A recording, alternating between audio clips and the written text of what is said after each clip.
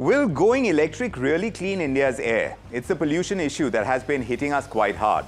And that has been one of the most important questions that I have tackled on my show, The Big Question, on NDTV Profit over the week gone by.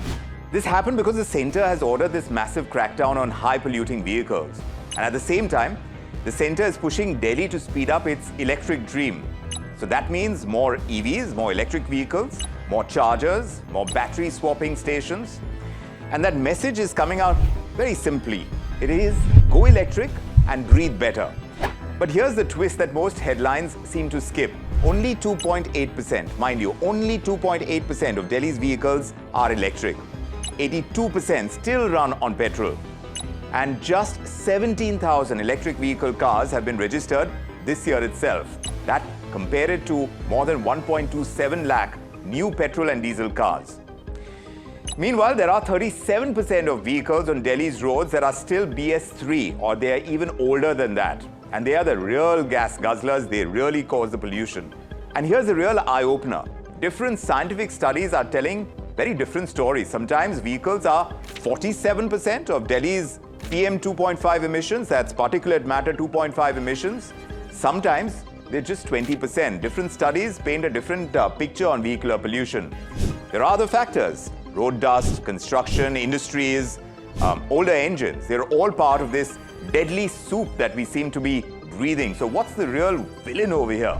Engines, road dust, construction, yes. Or is it our obsession with single solution thinking? Which is one of the big questions. I had a chance to speak to several guests and panelists who broke it down for me. From the Center for Science and Environment, I had Kalyani Thembe.